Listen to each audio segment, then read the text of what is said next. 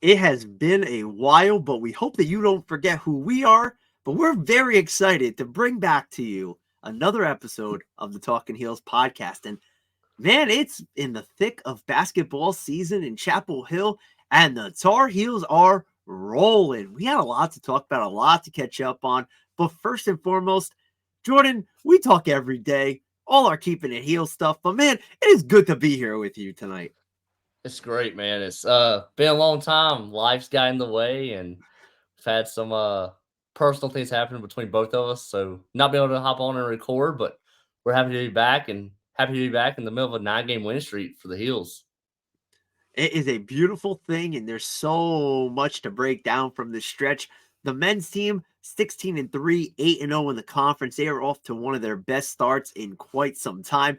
The women's team, they are playing well as well. They just knocked off number 13 ranked Louisville. Listen, the Lady Tar Heels, they're proving a lot of people wrong as they sit at top of the ACC standings right now. Yeah, I think what three of their top five, three of their losses are the top five or top 10 programs right now, and had some chaos in the ACC last week, and now they're at the top. I still don't think they're getting the respect they deserve from the media. Only up 3 spots after being Louisville. Seems like they should go up a little bit higher than that. I know some people have voiced their displeasure with that, but they'll get there sometime and got more challenges along the way to earn their stripes. That is for sure. And let's start off on the men's side because I think that's really the topic of Chapel Hill right now, the way that this team is playing. And you wrote a great article on Keeping the Heel, and I suggest that everybody goes and reads that. Is Carolina basketball back to what we know and love? Over the last couple of years, it hasn't felt that way. But watching from a sideline view, this team resembles those old Carolina teams. They do everything the right way.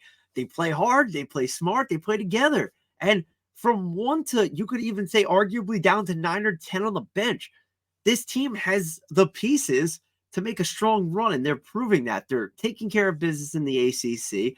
They just are coming off that win against Wake Forest, where they were down by 1.5 and they won the game by 20 points.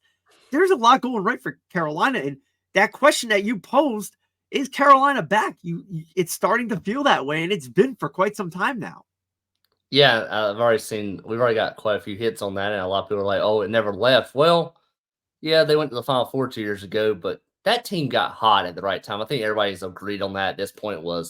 That team was on the bubble in mid-February and was in danger of missing that tournament. The year before, they had a first-round exit to Wisconsin. The year before that was 14-19, the COVID year. And while last year was a 20-win season, and most programs would love that, they still missed the tournament, and that's just not Carolina. That's not what we know.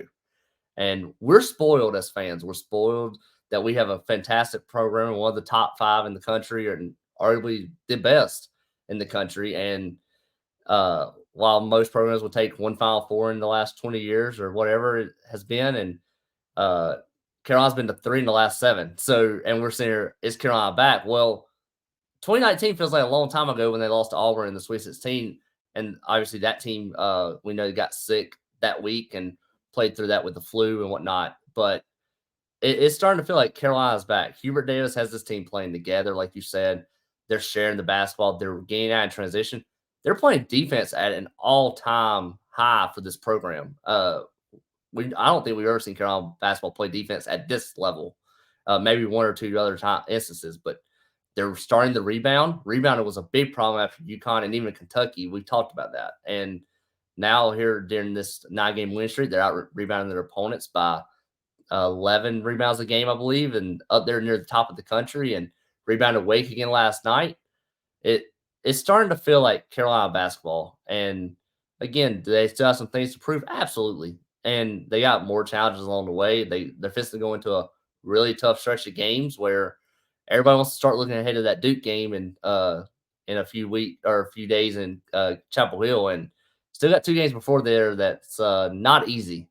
So we'll find out a lot more, but it's starting to feel like Carolina basketball might be back.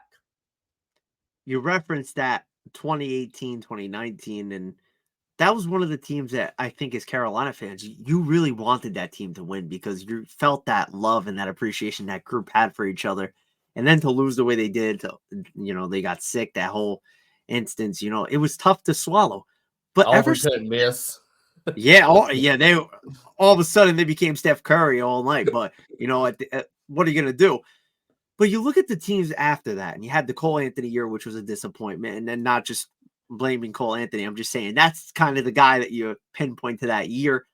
And ever since, you just haven't had that feeling. Like, yeah, you made the Final Four and you made the finals in that 22 season, but yeah, that team, like you said, they were on the bubble of making the tournament last year. 20 wins is a disappointing thing in Carolina. It just is. I know you're going to yell at me for this one, but yeah, it's like being a Yankees fan. Like, Yankee fans, if you don't win 100 games, like, that's a disappointment. You're not in the World Series. That's a disappointment. That's what it is at Carolina. There's no other standard. This team just seems to get it. They all are bought in. They're all cheering for each other. They're all commentary of each other. They compliment each other. They're just there to be one. And when you have opposing coaches going after shoot around and saying, man, that group really likes each other, it's not put on. It's not Hubert Davis trying to sell that to us. This is real.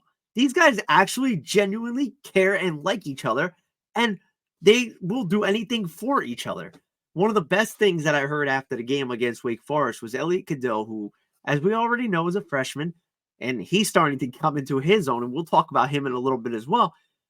His big thing was when he found out that RJ Davis tied his career high, what was his goal? To get his senior guard the ball so he could beat that. There was no selfishness. There was no personal awareness in that kind of game. You start blowing somebody out, personal stats could become a personal thing.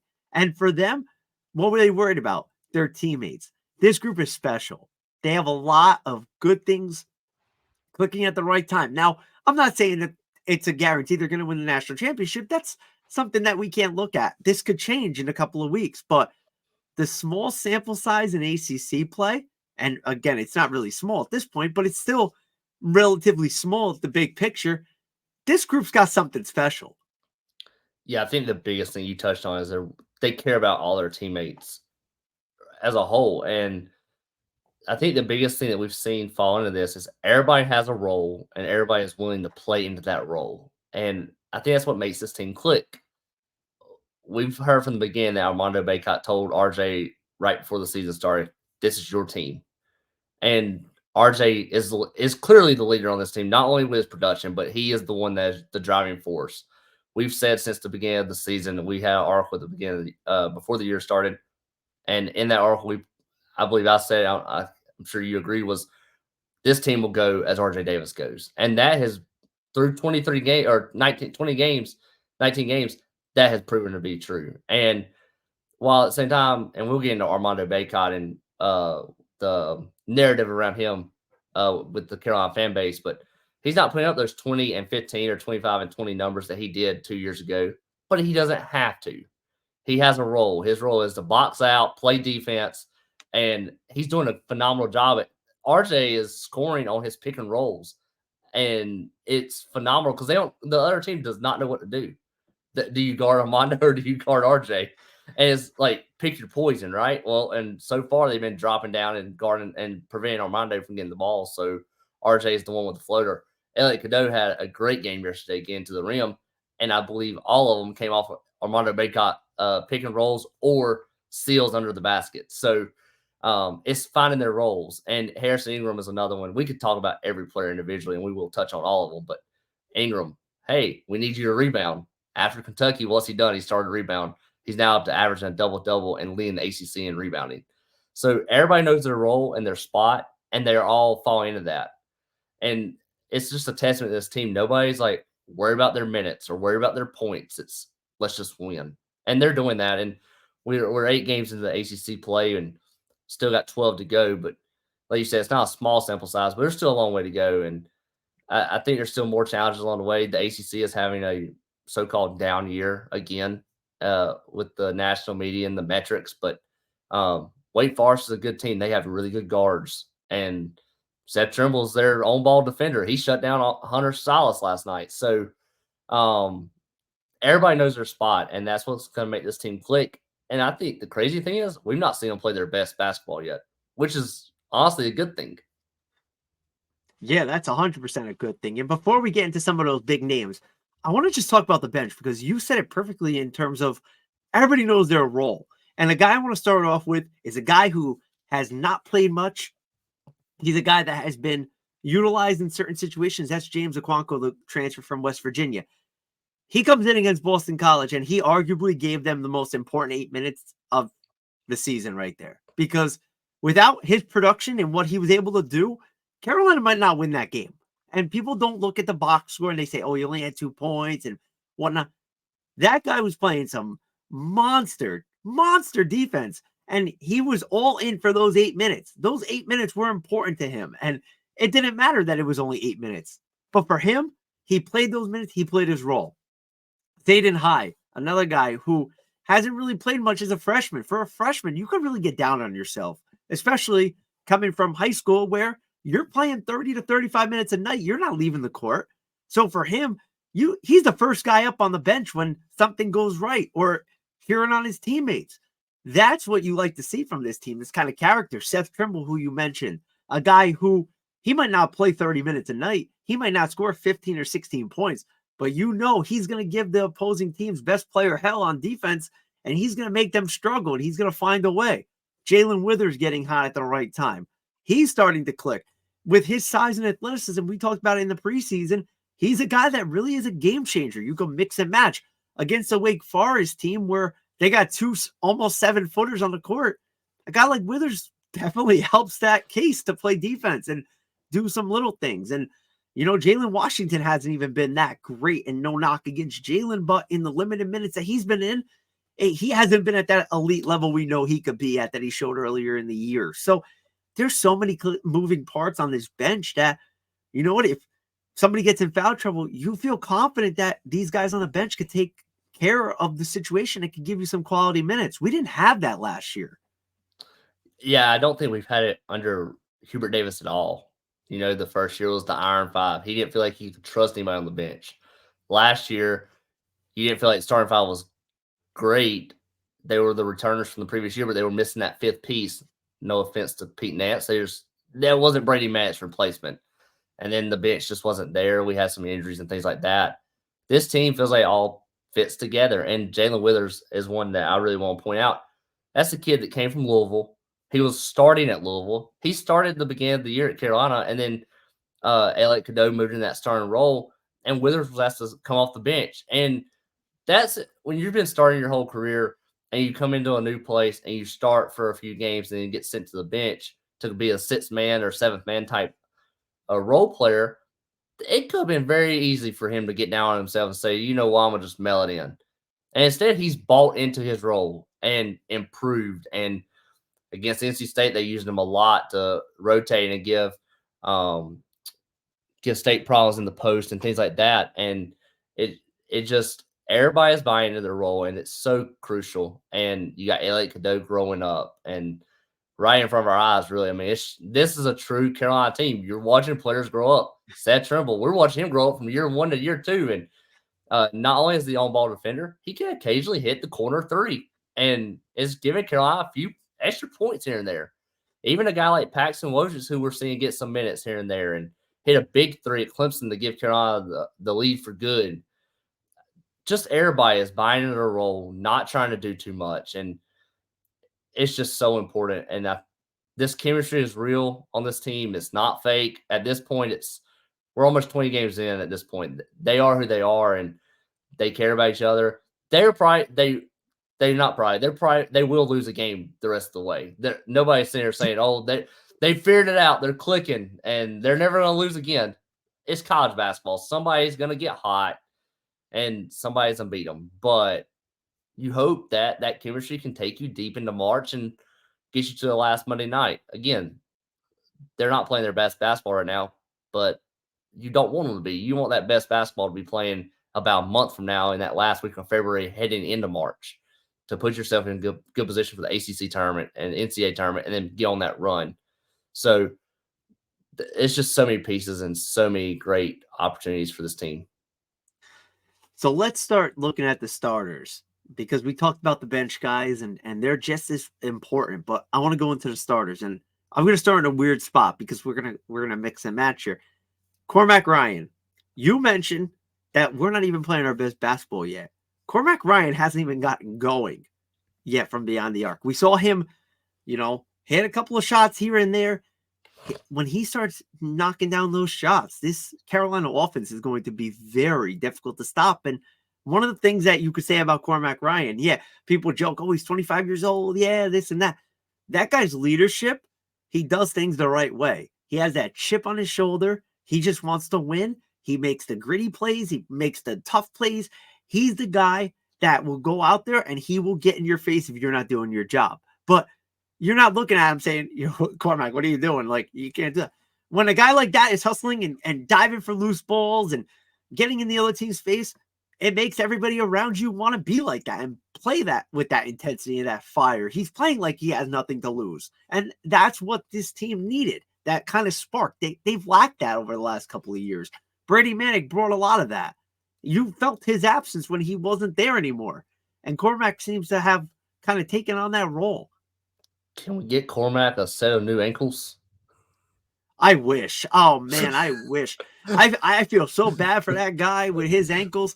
Every game, it's like it's something else with those ankles. I don't know what to tell him. I wish I could like help him out. Like I would donate my ankles. I don't know if they're any better, but I would try at least. Those ankles aren't the same at 25 as they are at 21. That is true. A lot of mileage on Cormac Ryan, man. Played at Stanford, played Notre Dame. You hit the nail on the head with Cormac, man. I mean, he's still averaging 11 points a game, but the moment he gets going from three is the moment it's like, oh, look out. And I thought he had figured it out against Louisville. He started 4-4 from beyond the arc. And then we saw the last two games, just everybody the first half has not been able to buy a basket. It felt like slow start at Boston College and slow start against Wake. But Cormac is that guy that you don't want to play against. I guess, is this what it's like to be like a Duke fan? Like you got all the annoying players on your team? Because that's what it's kind of like a Grayson Allen type of thing. But it's kind of wrong to put Cormac in that situation. But like it kind of is. He's a guy you hate to play against, but you love when he's on your team. Yeah, he's the guy that you don't want to play against, and you just hate if he's on either team. Like I hate that. He's annoying. I don't want to play against him. I like him when he's on my team. Like, I mean, and we knew what we were getting when he came to Carolina. We saw it last year when he got into it with Puff and Caleb Love in the Smith Center. So we knew what we were getting. But it's the fact that, and you hear some chatter, it's like, oh, Cormac's not making a three. Oh, Cormac was brought in as this 3-point specialist. Yeah, but everything else that he's doing so well. He's right there with Seth Trimble and Harrison Ingram as one of the top 3 guard defenders on this team. And he knows where to be. He's smart. He's been around the game for 6 years at this point. He knows what's coming. Nobody's tricking him. He can help guide if he needs to. He's like, hey, you see him calling out screens and switches and things like that. So that helps in communication on the floor. And I love Cormac. I think the moment the 3-pointer starts to fall, it's game over because this offense just goes to a whole nother level. But even when the three's not falling, he recognizes that. And we've seen him take a few steps in right there at the free throw line, just knock down that 15, 16-foot jumper. So that basketball IQ is just, it's at an elite level that you don't see from many guys, but many guys aren't 25 in college basketball either. So he knows what to do and he knows what to expect. So Cormac is a huge piece, and he's been a big pickup in the transfer portal for Hubert Davis. Speaking of big transfer portal additions, we're going to kind of segue to one of my personal favorites, Harrison Ingram. And my family gets so sick of me. I feel so bad because every time Harrison Ingram takes the court, I remind them that I was so depressed when he chose Stanford, and I'm so happy to have him now. And I'm going to be, again, depressed when he declares for the NBA draft after the season because I know that that's where it's going to go. I'm preparing myself now. Harrison Ingram is the man.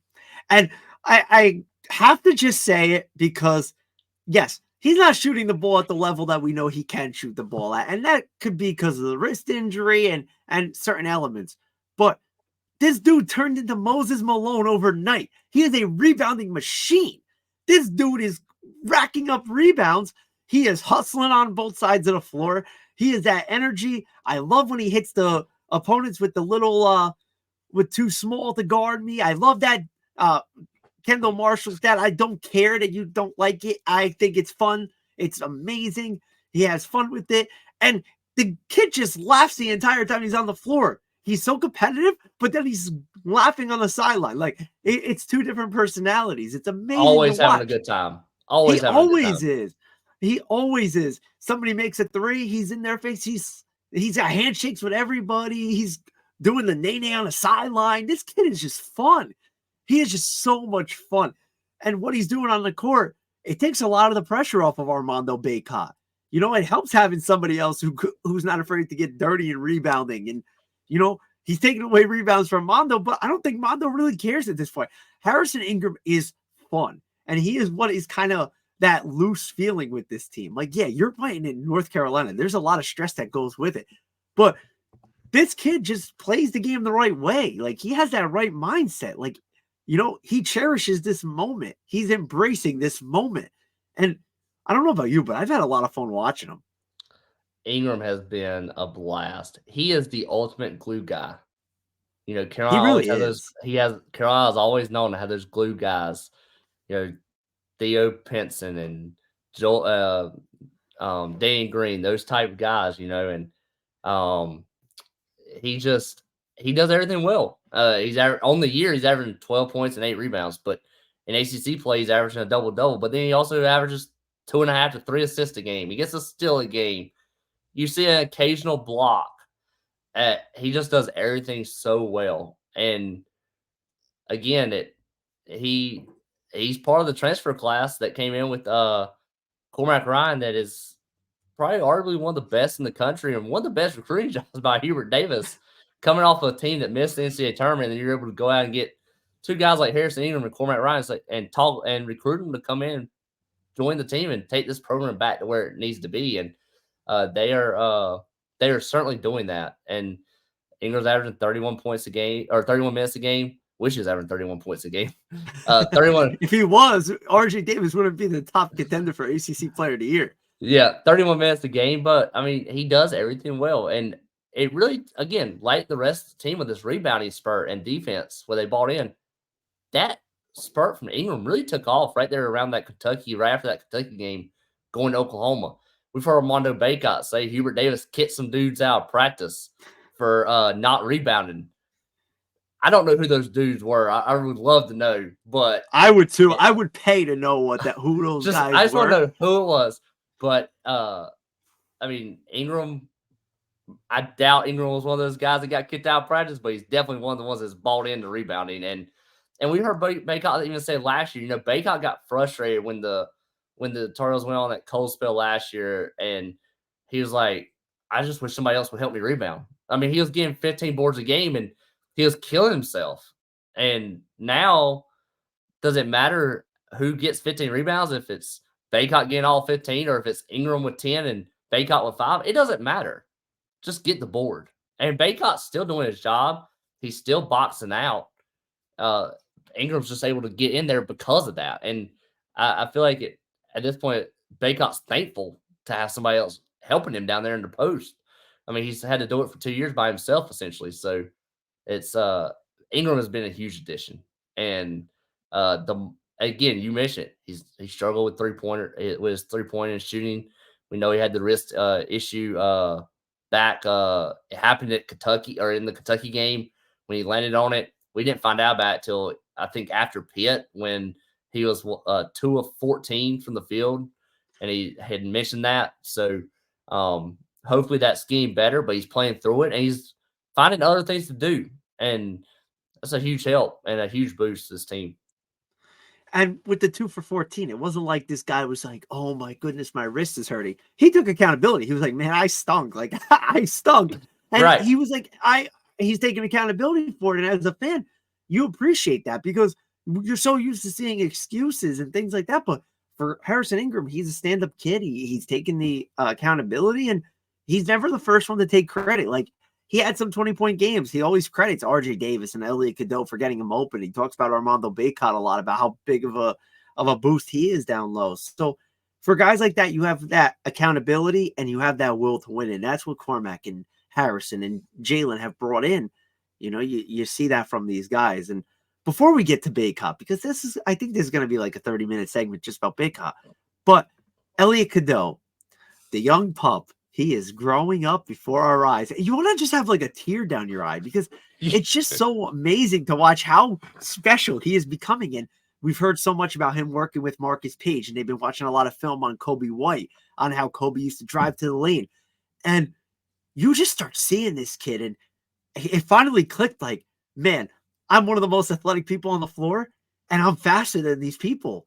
And that big 7-footer in the paint, he's going to block for me, and I'm going to have a wide open layup. And it's a beautiful thing. This kid could average 10 points by just layups. He doesn't even have to shoot. I think I tweeted during the Boston College game because he had got to the rim a few times when Carolina was struggling. So I tweeted EC breakout game. And we got some responses like, he broke out a while ago. And I don't think he has. He's starting to figure it out. We saw it against Louisville. He took off and dunked on, I don't even know who he dunked on against Louisville. But when he dunked and he got a little bit of body and he turned around and gave that little grin like, oh, I can play at this level. And then we've seen flashes, but we haven't seen it all put together. And then against Boston College, he started getting to the rim more. And I think you really saw it against Wake Forest because he had 12 points last night, and he got to the rim. Every one of them. Right. I mean, I'm convinced at any point Elliott wants to lay up, he can have it. Take it. Like, he's just faster. Yeah, 100%. He's just faster. And I told my dad this last night, and I'm interested to see your response to this. I think he has Ty Lawson-esque speed, and not a lot of people are as fast as Ty Lawson with the ball. And I think he is. I think he has that gear. Like, Ty Lawson was fast, but then he had that extra gear that he would just kick it on. And, like, you'd be like, oh, wow. And I think Elliott has that. Like, he's fast, but then, like, he gets, like, right there at the free throw line, and he just kicks another speed up. It's like he has that extra seventh gear that not a lot of people have. Oh, yeah, he's incredible. We probably haven't had somebody like that since Lawson. And Cadeau starting, I think at the beginning of the season, it was a transition because, let's face it, this was a freshman playing with all guys who were elder statesmen. It wasn't like there was some younger guys in the lineup. So you're basically trying to make the right play and not make the wrong play. And I think that now he's starting to understand, make your play. You are an elite at what you do. You're elite at passing the ball. He makes some plays, some passes that I'm sitting there watching the game. I'm like, how did he find him and know where he was going to be? It's like he has vision of what's going to happen. It's just incredible to watch. And I know Carolina fans are going to hate me for saying this, but he's a guy that I do think will probably test his luck in the NBA, after the year. The way he's progressing and the way he's growing, because guards like that are tough to find. But if he decided to return to Chapel Hill for a sophomore year, it could be scary season for Elliot Cadeau. And I'm just going to call it now. And you know what? I'm going to try to get him back. I'm going to keep begging him, Elliot, year 2. The game's going to slow down even more. Like, Elliot, you are going to be. Elliot has that Ty Lawson speed with Kendall Marshall court vision. And that is a scary combination when you put those two together. If he can add in he's struggling shooting the basketball. Anything outside 4 foot right now, and he can't seem to find the basket. But he will get there. I have no doubt on that. But if he has a little mid-range jumper in his game, then I don't know how you guard him. But the fact that he has RJ Davis beside of him, he can distribute it. It's really fun to watch him grow up. And you said the little tear down your eye. I think you sent me that emoji the other day. And it's fun to see the young guys grow up. It just is. It's part of what Carolina basketball is. We've seen it for our entire lives. And I don't think you get to see as much anymore because there aren't no 4-year players. It's rare to have a 3-year player with the portal and the NBA draft and things like that. But hopefully Cadeau comes back. But right now and I still don't think he's reached his ceiling. I still don't think we've had that. We're not even close. I don't think we've had that. I said breakout game against Boston College and kind of slowed down, but like that pass to Okonkwo at the end of the first half for the alley-oop, and then the alley-oop to Harrison where it was a bad pass up the floor. He had to gather himself and still be able to move in transition and throw that pass. It was a little behind him, but it was still a good pass. Like, just to see all that at that speed is just unreal. And it's been so fun to watch Elliott play this year, and looking forward to the rest of the season because I still think he has a long way to go. And his points per game is slowly creeping up. He's up to 7.5 points per game, and he could be the a fifth guy that gets in the double figures for the Tar Heels. There's two guys on this current roster who Elliott Cadeau definitely can learn a lot from in terms of the shooting, like you said, in terms of what, his ability to shoot the basketball. And I don't think he's a bad shooter. I just think that it's a matter of him getting into a groove. The first one is obviously RJ Davis, who has developed as a scorer throughout his time in Carolina. And yeah, RJ came in as a scorer, but you know what? Who better to share a backcourt with than the guy who is absolutely torching everybody who comes in his way? The other guy, Seth Trimble. We saw last year, Seth's confidence took a hit. Early in the year, he wasn't afraid to shoot the ball. Seth is a very confident human being right now. Driving to the hoop, being confident with attacking the rim, taking those shots. He's not hesitating. Those are all those things you want to see from Seth. If Seth misses an open three, nobody's complaining about it. Why? Because he's confident enough to shoot it. He's confident enough to take that shot, and he knows he can make it. That's what we're looking for.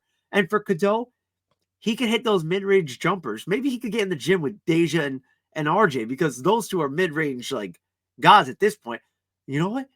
Get a little mid-range game, a little floating action like some RJ. It's over. Elliott Cadeau is going to be even more of a beast. Oh my goodness. Here's the other thing to remember with Cadeau as well. I saw this piece back. I don't remember which game it was after. I think it was the Inside Carolina piece about Elliott Cadeau. And it was his parents had to bribe him to shoot and try to score in high school and growing up.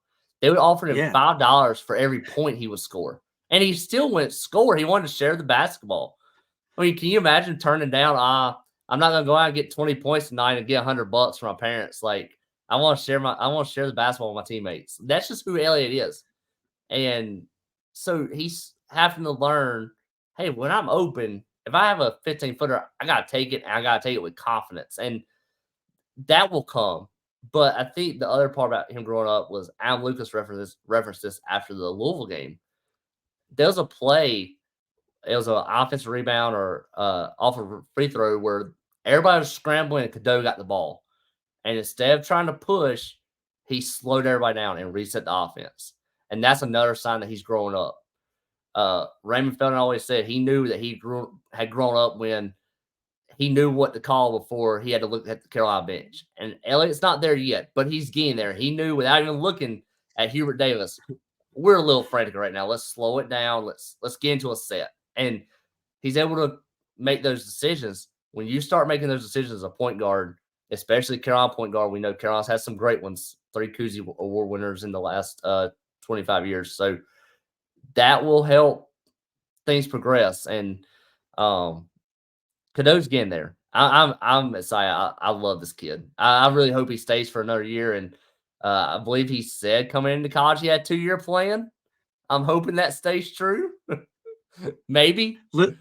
Listen, before we get off the We Love Elliott Cadeau train, I had the opportunity to go and watch his camp that he runs in Montclair at Montclair State University in New Jersey, because he's a West Orange kid, so he's right by my location. And him and his mom were so gracious to have me to go watch, and we were able to meet Elliott and talk to him a little bit.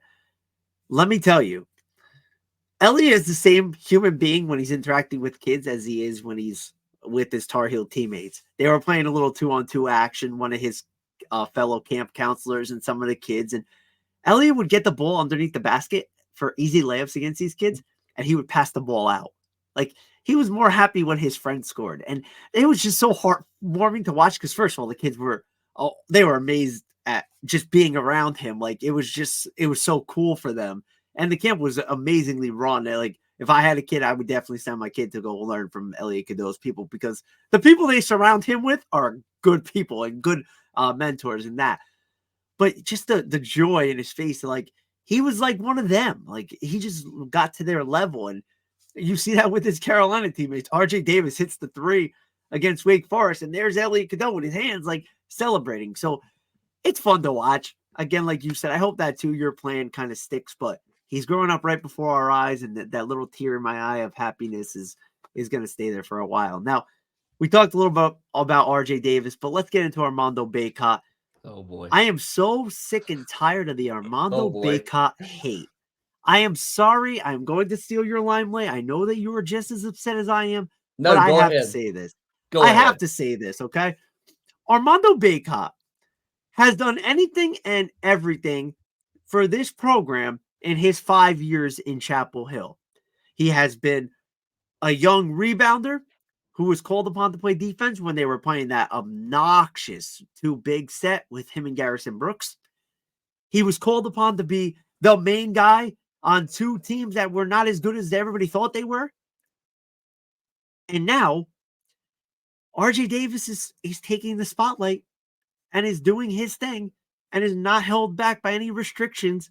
And Armando Bacot is doing exactly what Armando Bacot is designed to do: rebound, play tough defense, be a force offensively when needed. He does not have to be the guy. And for people who keep saying, Bacot's disappointing, Bacot this, Bacot that, look at this kid's numbers at Carolina. The all-time leading rebounder doesn't happen by accident. Scoring 2,000 points does not happen by accident. Yes, he had 5 years. We understand that. But the way that the people are picking on what Armando Bacot is doing on a nightly basis is starting to get sickening. He does not have to be 20 and 15 every night with this team. Get it through your skulls. This North Carolina team is better around him. They are better around him. 1 through 9, they are better around him. He could be Armando Bacot. He is still feared by many. Teams focus their game plan on stopping him. It's a matter of let the kid play and enjoy having him while you can, because next year when he's not there to save Carolina, you're going to realize it. Not you, Jordan, but everybody's going to realize it. This guy is a difference maker. He is special. He is a program great. His number belongs in the rafters. Stop hating on Armando Bacot. It's not deserved. This guy deserves all the love in the world. There should be not one negative thing said about this kid. He is everything Carolina emulates. And I am done. Teams are still doubling him. For anybody He saying gets the Armando's ball. not, he gets the ball in the post, and before he can catch it, there's a double team. Exactly. I don't know what they want him to do. We saw it against State. So what Armando is doing when they double him is finding the open shooter. Mainly it's been RJ as of late, or as of all year.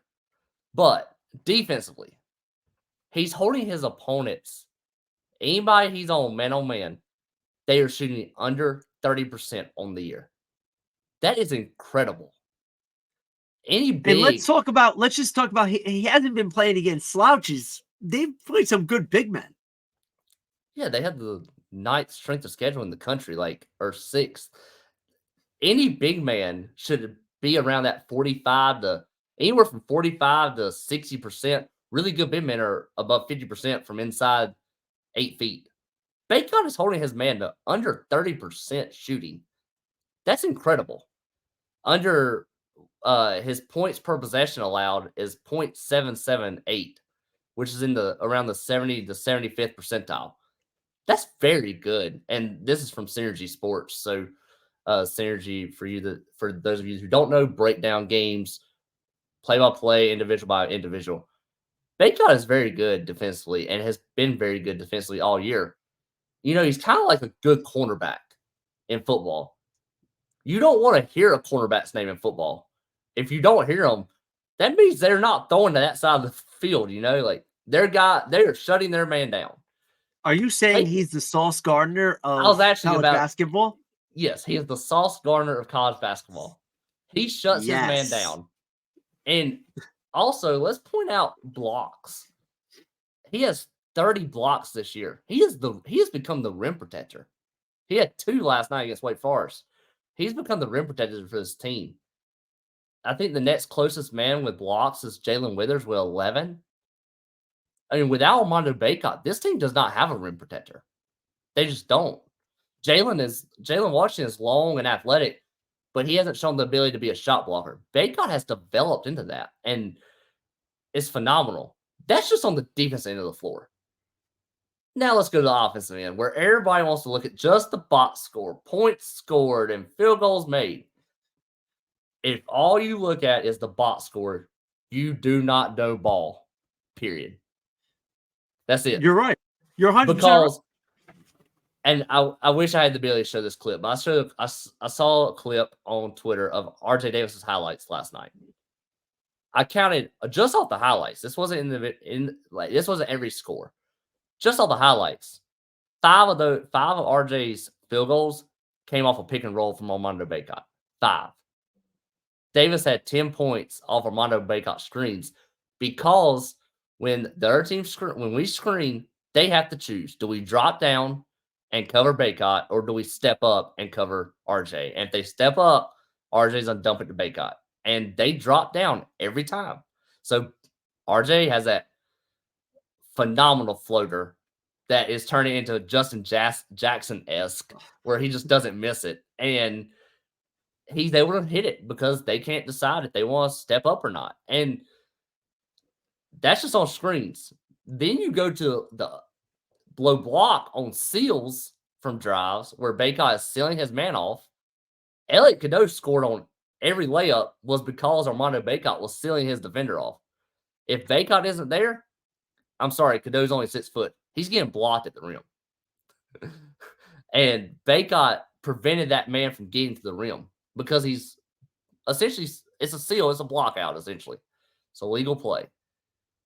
Those are just scoring opportunities that he's providing. He doesn't have to score to win games for this team. He's allowing everybody else to score. Then on the rebounds, we've talked about it. He doesn't have to put up 15. He's allowing Ingram to get some. Wake Forest, this is the most recent game, and I noticed it a lot last night. Wake Forest typically cleared out. They let Carolina have the defense rebound, but they left one guy back, usually, to try to get one in case one got away. Bacot was the one blocking that man out. So Bacot is your biggest man on the floor. He boxes out. Well, now you got 3 Tar Heels just under the basket by themselves because Bacot has cleared out the one defender. They're all fighting each other for the basketball.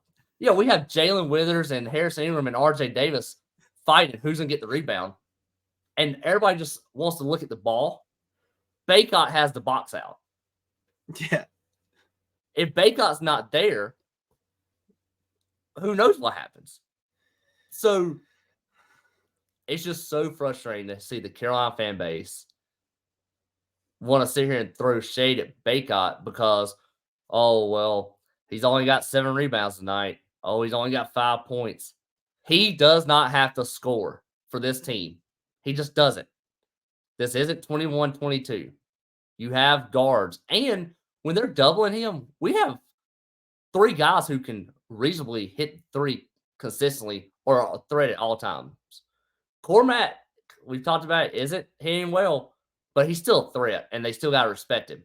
So who do you double off of? You got to pick your poison. And teams are still choosing to double Bacot, even without a so-called poor year offensively. It's a poor year because he's getting his teammates involved. Yeah. And the thing that makes me laugh about the whole situation is take the Wake Forest game.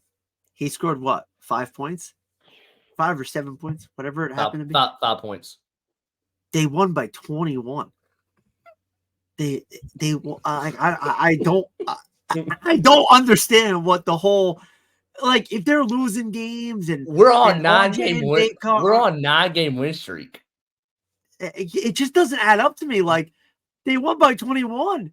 Like, if they would have lost the game and RJ and him didn't play well, I can understand them being like, oh, you know what, they got to play better. Understandable. But they're winning.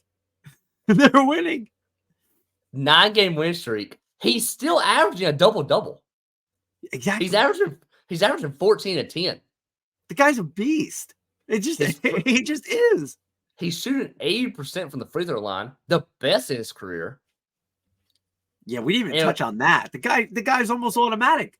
and the best free throw shooter in his career, and we won't complain because he scored 25 points or didn't get 15 rebounds. I just I could go on and on about the Armando Bacot slander, but it's got to stop. We're on a 9-game win streak, and we referenced at the beginning of the show this team is clicking because everybody knows their role and has accepted their role. Bacot's role is defense and boxing out and setting the pick and rolls. And Steve Forbes even said it. Bacot set some physical screens, and that allowed RJ and Cadeau, and again, the average fan is just watching the on-ball screen. Think about all the off-ball screens he's saying to get RJ open or Ingram open or Cormac open. There's just so much more to basketball than what is in a box score. 80% of the time, you can see something from the box score. Maybe. But just all the other things, pick and rolls do not show up in a box score. Seal outs do not show up on a box score. Box outs do not show up on a box score. He's like, the pick and roll, I wish they had the stat for basketball. It's like, in football, you have like points responsible for, things like that. Yeah. How many points responsible does Bacot have off RJ Davis's pick and rolls? Oh, he's got to have a ton. I wish that number was there. Like, I would love to know how many points he's responsible for because it'd be astronomical. And if you move that from Davis to Bacot, everybody be like, RJ Davis is having a bad year. Yeah.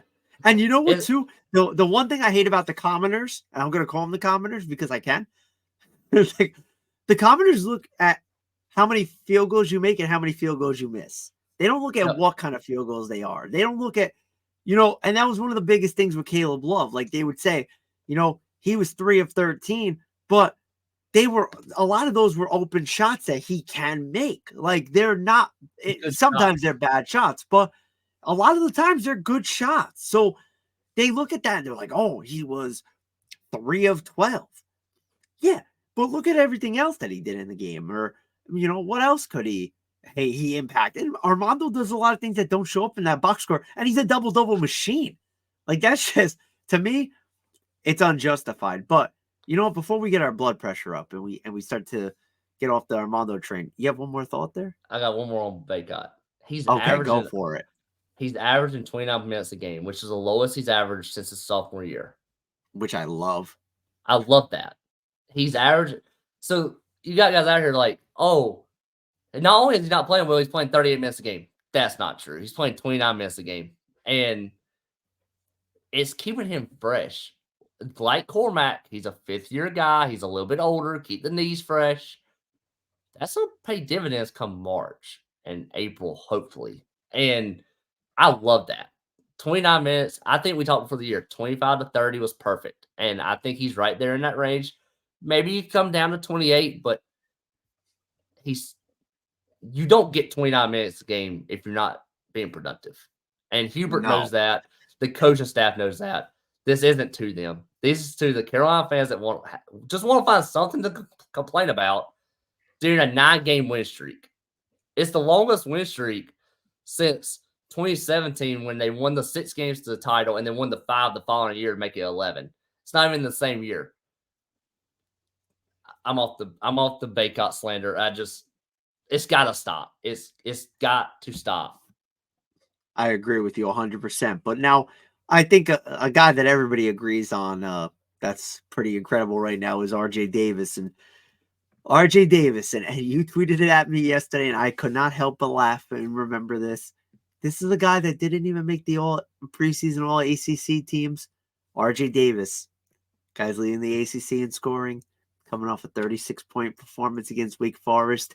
He continues to dominate, and he continues to prove everybody wrong. And there's not much more you can really say about RJ because he has just elevated his game to an elite level, to an elite level where you start to put him among the greatest to ever wear the Carolina blue in terms of guards. And the way this is going, that number 4 is going to be hanging in the Dean Smith Center if all goes well the next couple of weeks. Is it going to be honored or retired? Oof. I don't know about that, but listen, it gets honored if he wins ACC Player of the Year. Correct. Or But he have, various other accolades. you know what? I think the perfect recipe, and the Baycott slander haters are going to be like all mad about it. It would be a perfect scenario if RJ wins the ACC Player of the Year and Armando's the most valuable player in the Final Four, or most outstanding player in the Final Four, because then they're both up there because that's where they both belong. Kind of like the Joel Berry, Candy Meeks debacle. Exactly. Perfect scenario right there. Like, get those guys where they belong. They meet their criteria. Get them where they both deserve it. And then when they go back to Chapel Hill and they put the number up, I could cry like a baby and be like, More stats from Synergy on RJ Davis. Anything above 1 on points per shot is good, or considered very good. RJ Davis on all of his attempts is at 1.08 points per shot. So pretty good. yeah, pretty good. Hey. This is where it's crazy.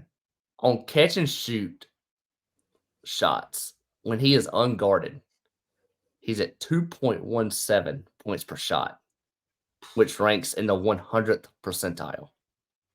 Elite, in case you don't know what that means. On unguarded, and for those of you who just like box score numbers, on unguarded shots, he's shooting 73.3%, which for an effective field goal percentage is 108.3%. His effective field goal percentage is above 100, 108.3.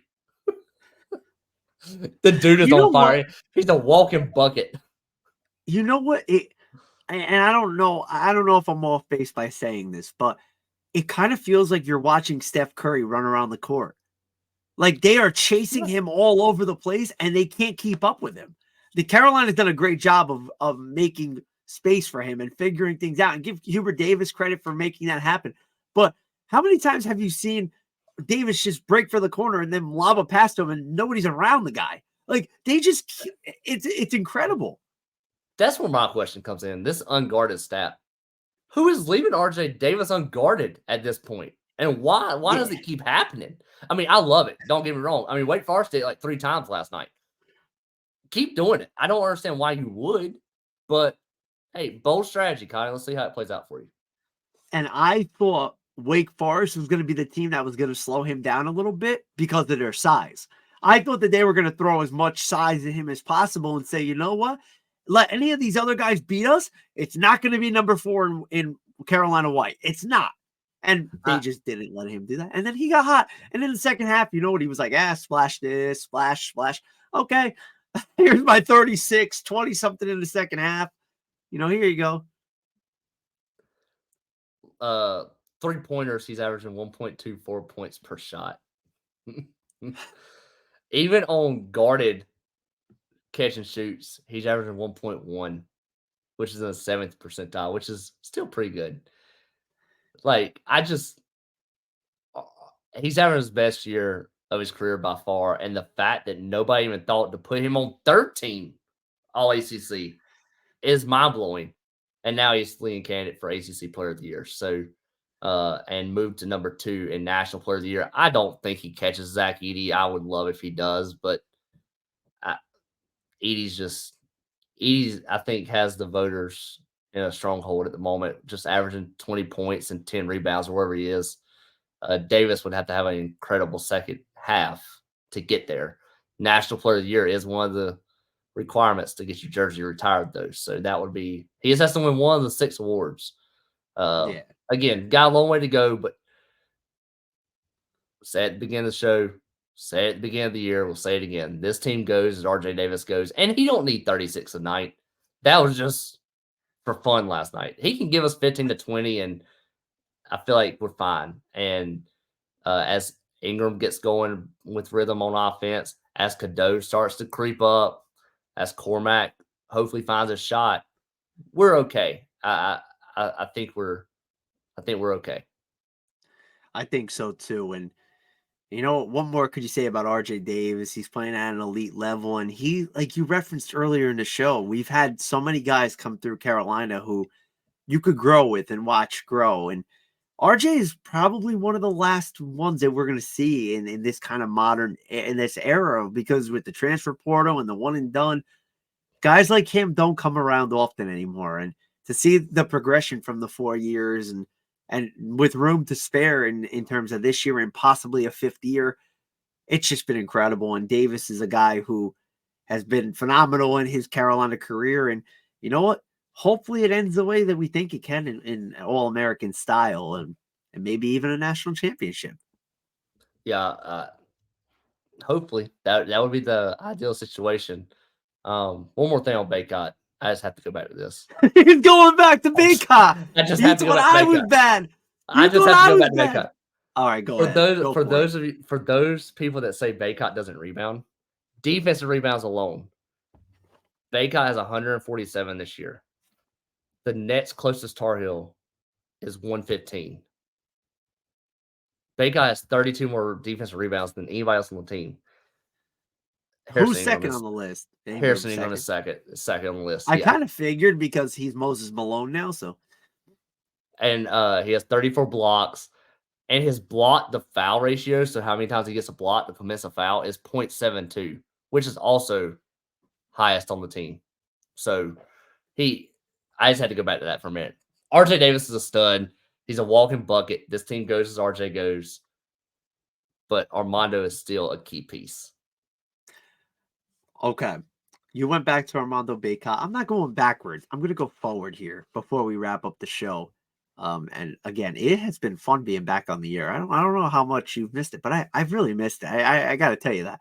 But I'm going to make a bold statement, and it might not be bold, but I'm going to make it anyway. On the week of January 22nd, 2024, Hubert Davis is the national coach of the year. National player. Listen, I'm thinking RJ Davis here, okay? He's the national coach of the year. Without a doubt, in my mind, Hubert Davis deserves the award. Again, it depends on how the Carolina Tar Heels finish the season, but right now, Hubert's my guy for the award. The haters are really quiet now that he uses the bench. Yeah, we haven't heard from the Hubert Davis doesn't use the bench or Hubert Davis doesn't know how to coach crowd in quite some time. And it has been very relieving. It's been silent. The silence is deafening from that crowd. I just want to say something, and I don't want to take credit for Hubert Davis using his bench, but I did write an article for Keeping It Heel, if you remember, talking about the lack of the bench usage, because remember, there was a stretch there where Hubert was going back to old Hubert, and I kind of called him out on it, not in a negative way, but just saying, like, we're starting to see old Hubert. Is he going back to the old ways type of thing? And ever since, You think Hubert's been like, you scrub, take that article down. That's not me. I'm better. This is year 3, Hubert Davis. And listen, I like Hubert. I did he read really your do. article? He read your article? Maybe he did. Maybe. Listen, listen, Hubert, if you read the article, it's a lot of love, my guy.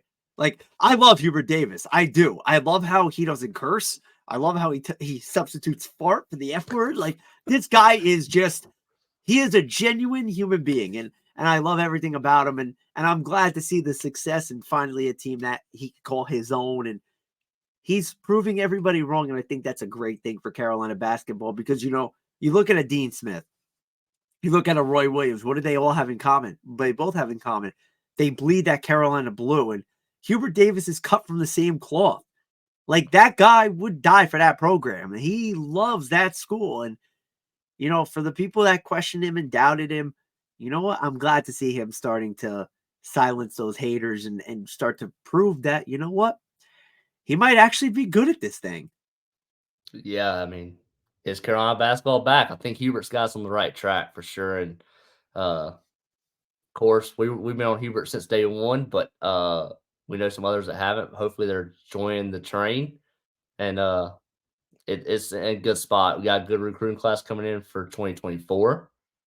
This team's in a good spot. So mid-January, I agree with you. He should be National Coach of the Year. I don't think he'll get it. I think because we're North Carolina, he will not get it. And I agree. I don't think that the writers are going to agree with me, but I you know what? don't think the writers will do that. But Would like to see them do that, but we'll see. Yeah, you never know. And if Carolina gets hot down the stretch, even more so than they are now, it's going to be hard not to give it to them, or at least have them in your top 2 or 3 candidates for it. You're not going to have 15 candidates for National Coach of the Year, but he's on that short list of coaches that you could easily see, like, what, this guy's been coaching his butt off and recruiting his butt off. So the Tar Heels are at 16-3 and 8-0 in the conference. Kim Yes. Palm has Carolina finishing 18-2 in the ACC with a 5% chance to finish 20-0. Is that realistic? Which part? The 20-0 or the 18-2? Either. My heart's telling me yes. I don't think 20-0. I don't think 20-0. No, I don't think 20-0. I think 20-0. I don't even think 5% is. I don't see it. For reference, the best record in the 20-game ACC era, which is 2019, 2020 is when that started, is 16-4. I'm going to say this. I think that it's going to get tougher for Carolina if they keep moving up the rankings. I think that what's going to kill them, in a sense, in terms of challenging that record, is, you're going to have teams that are going to be coming after you. It's no longer, it's Carolina. Now it's Carolina. We're bringing our A game, kind of like we're going to be ready for them.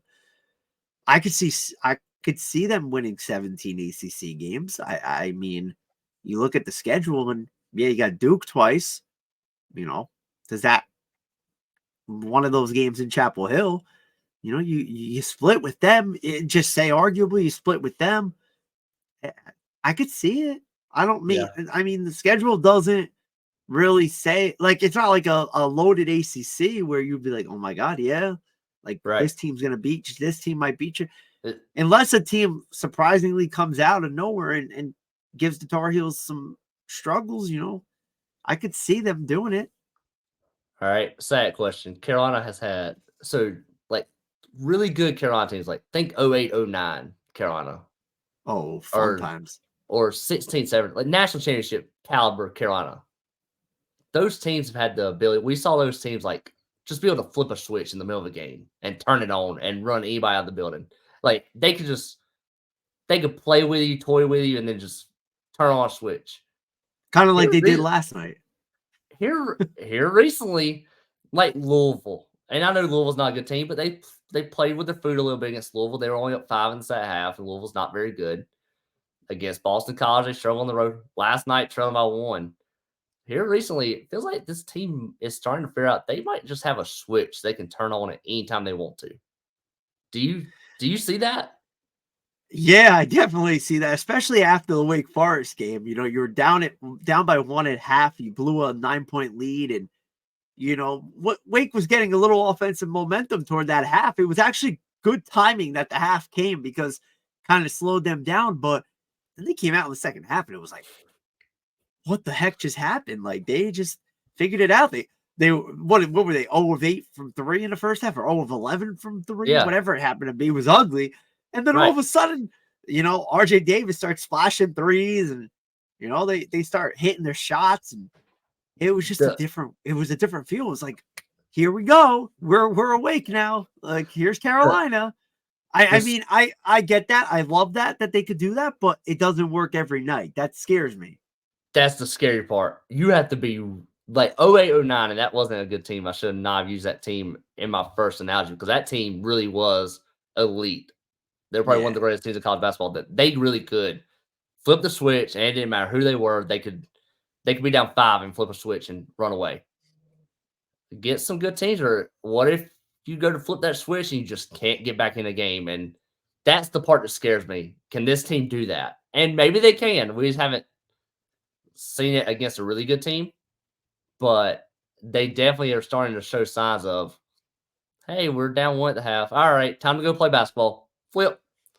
And exactly. And it's hard to do that as an athlete. I mean, you're in the middle of competition and whatnot, and just to turn that on, it's tough. But this team is starting to show signs of that. So I know we're running long here, but going to Florida State this weekend, tough road game. We've not been here for a while. All right. We missed it. We missed everybody. We missed everybody. But listen, give you some extra content. I am going to say this. If Carolina wants to challenge that 16-4 ACC mark, Mhm. I do think that they have the possibility of doing that. But I do see a couple of things happening. They're going to lose a game that they're not supposed to lose. Agreed. There's always Agreed. that one game you're going to look back and you're going to be like, how in the And basketball everybody's gonna gods did we panic. lose this game? And Everybody's everybody's gonna going to panic. panic and everybody's going And to be like, gonna be Armando like, Bacot's to Armando blame. Bacot. It's Armando It's his Bacot's fault. fault. It's his Fire fault. Hubert Davis. RJ Davis isn't the ACC player of the year anymore. The sky is falling. It's gonna It's going to happen. just be that way. It's going to happen. And then you figure you got some good teams on the schedule. You got, Florida State this weekend is a good team. Florida State on the road. That's a tough game. You've been hot. They want revenge for the early season. Let's They remember led by Carolina. 14 Carolina only beat them by 8. and trailed by That was a 14 close in the game. second half. Yeah, they were. It wasn't like Florida State went away. That's a tough game, especially on their home court.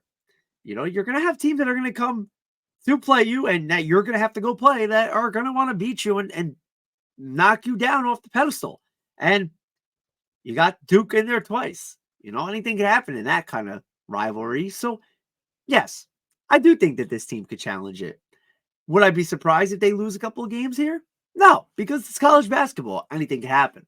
But I do like where this team is on January 23rd. I'm very happy with them. Yeah, I'm beyond ecstatic. If you have told me following the Kentucky game, hey, you're gonna win 9 straight, and you're gonna win them all by double digits, except for one, or they won them Yeah, I all by think it double was just one. digits.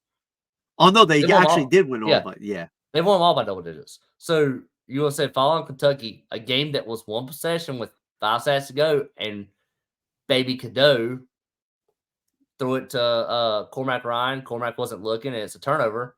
Hey, Cadeau don't make that pass today. Or You're right. Cormac's looking, and they're on the same page. The chemistry's there. So that game was a really close game. But you follow that Kentucky game, you said, hey, you're about to win 9 in a row by double digits and hold all your opponents under 70 points. Yeah, I would have signed up for that.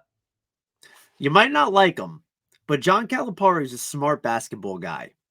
And he knows the game better than probably a lot of 95 to 99% of people that are in the game. For him to be raving about the Tar Heels after that game should have told you everything you needed to know. Yep. This team is good. And this team has what it takes to be very good. Armando And Bacot's we'll see bad, if they though. can. Wait, what happened? Armando Bacot is bad, though. Oh, yeah, he's the worst. Grandpa right there, man. Oh, man, these Carolina fans are killing me. But you know what? We're going to do a better job of being more active and being on air. And we're going to, get back on track here because life's settling down and the Tar Heels are settling down. And we didn't even get into Courtney Banghart and the women tonight. Just a little bit too long. But that's okay because we have plenty of time to talk about the Lady Tar Heels. Yeah, we do. And we will definitely make time for them in the next episode. We'll be back onto our weekly schedule. Might try to fit 2 episodes in a week. Maybe not. We got some busy life stuff going on right now. But Jordan's a little ambitious right here. He's like, I'm just trying to get one show, and he's like, I'm going 7 days a week. Let's go, baby. Let's go. But hey, for the time being, you can catch us on Twitter and stay tuned to Keeping It Hill for all of our articles. Some good content this week. Oh, yes, sir. We're going to keep bringing it. Thank you all for listening to the show. We're back. I would like to think we're better than ever. Oh, yeah, for sure. A new Just year, like new us.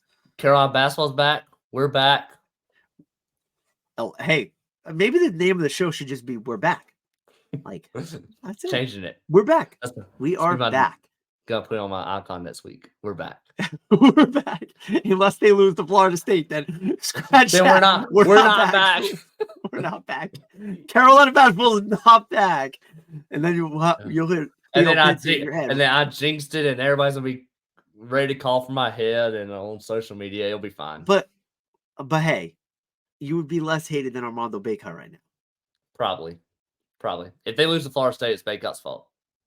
I'm gonna just put Armando in the background for next week because I'm just gonna write, and my name's gonna be Armando Bacot's my hero. Wearing the glasses after the state game. That's gonna be the profile picture. Exactly. Oh man, But we're happy to be back. before we wrap up, I'm just gonna say this. I met Elliot Cadeau in person. He started to turn up. And again, he's very talented, so I'm not surprised. Saw Deja Kelly in person. She's been one of the best players in the nation. Took a picture with RJ Davis, hung out with him a little bit. He's been outstanding, and that was before I happened. So maybe I'm a good luck charm. Maybe. Didn't you get a picture with Lexi Darnowski too? And she started Yes, to I heat up did. against Louisville. She started pretty Yeah. hot against Louisville. So I talked to maybe Lexi Donarski. need a picture with Nick with the entire both basketball programs. That's all we need. I like a full like selfie type of thing. I like this idea. Exactly. Exactly. I love it. National champion every year. I don't Exactly. want to take credit for it because these players are fantastic, whether I take a picture or talk to them or not. But I did want to mention that, you know what? It's kind of, ironic that, our meetings happen and they start to turn up, Turn skyrocket. things off. Exactly. Listen, you can ask Deja Kelly. I told Deja, I'm like, you scored 27 points. Like, I should be here more often. And she agreed. Maybe she was just being nice, but she agreed. And so did Mama. None. She agreed. So, Yeah. hey, Hey, find a way to get maybe we Chapel should Hill more just often. maybe we should just start doing our show in the middle of Carmichael Arena and have Coach Banghart with us every show. Works for me. Let's set that up. Yeah, I'm in. Listen, I'm totally in. We didn't even get to talk about our trips to Chapel Hill. We'll have to talk about that next show. But you know what? We've held you for too long. Thanks again for tuning in. I'm Nick Delahanty. That guy to my right or your right is Jordan Falls. As always, there's only one thing to say. Jordan, give it to him. Go Heels.